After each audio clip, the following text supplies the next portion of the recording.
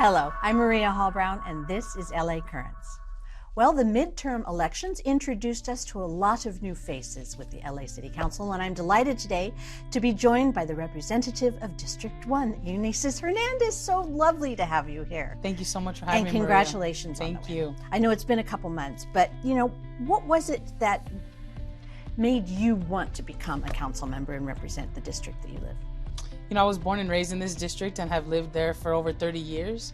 And I saw, it's the same members in my community, the same people in my neighborhood, friends and family who kept being left behind and experiencing crisis over and over again, whether it's loss of jobs, being impacted by the foster care system, having mental health or problematic substance use and not getting met with support.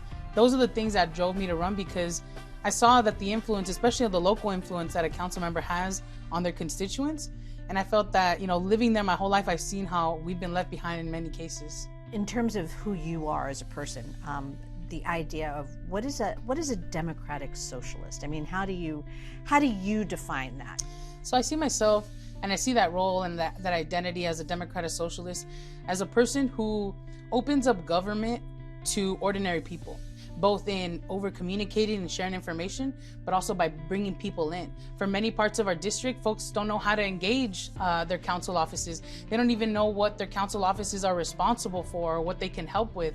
So that's why I do weekly recap videos of letting people know what we've done that week, both in council and in our committees. We started a series called City Hall 101, where we take on different items and educate people on, like, look, this is where you can find city council files.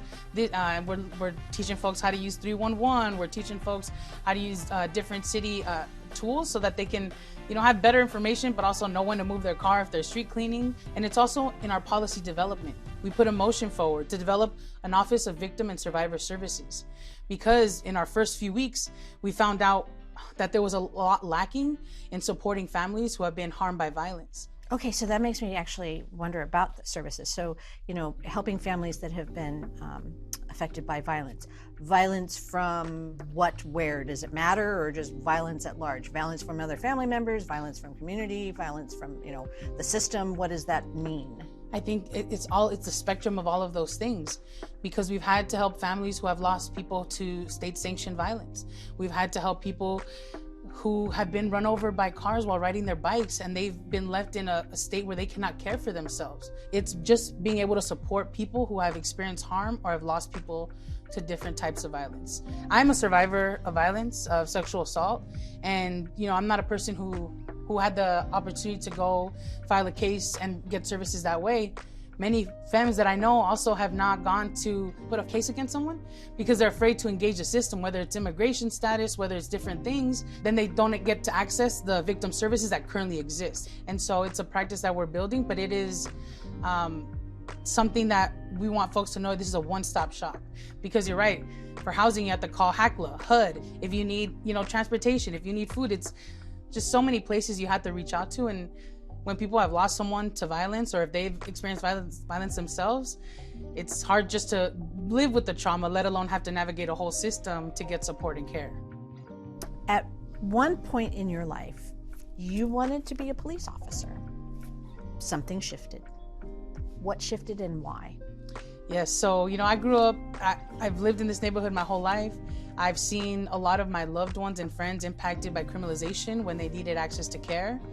One of my good friends was evicted from his home during our senior year when we had to take an AP history test that same day, I remember.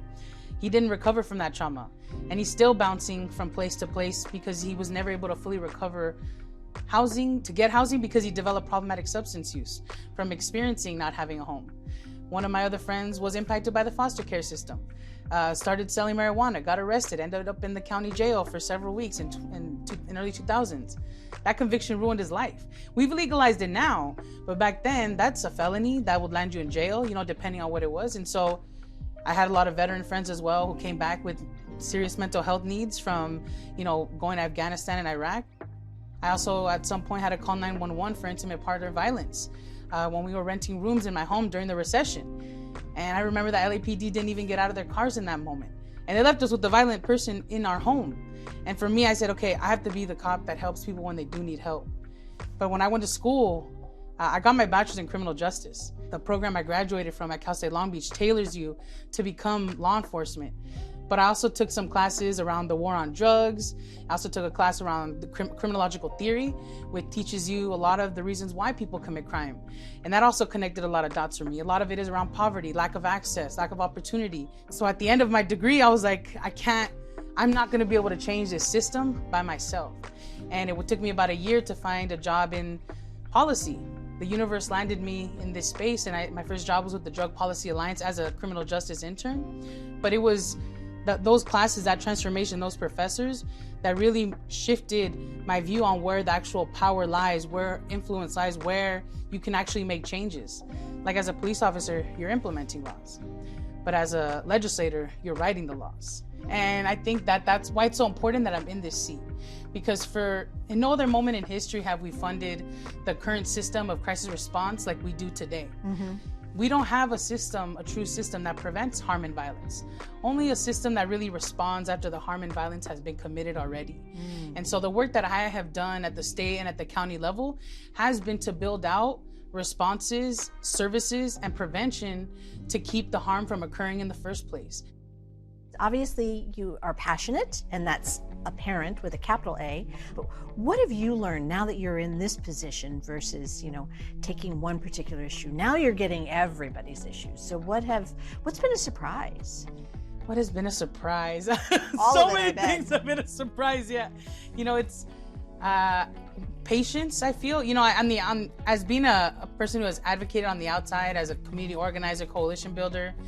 We always have to remind ourselves, this is a marathon. It's gonna take a long time. And it's easier to understand and grapple with when you're on the outside because you really have not much, you can influence and move, but not as much as you would like, right? Because you're trying to persuade somebody. But being on the inside, it's I'm already persuaded. So how do we start doing? How do we move this bureaucracy to catch up with the needs and demands of our communities today?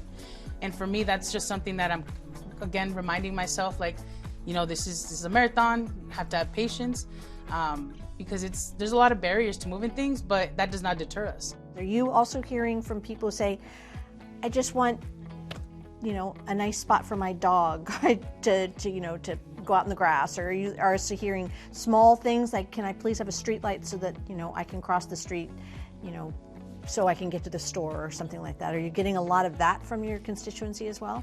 Yes. Our community and our district and our constituents have been starved of city services, particularly the south side of our district and the hillside parts of our district, such as Mount Washington. And so we're getting a lot of calls and outreach around, we need cement roads. We have a vehicle stuck, the fire trucks can't get up, we have potholes. And so that's where our 311 has come and our education has come into play, because now they know what to do, and it gives us an opportunity to track calls that are coming in, so that as a council office, we can call and follow up with the departments.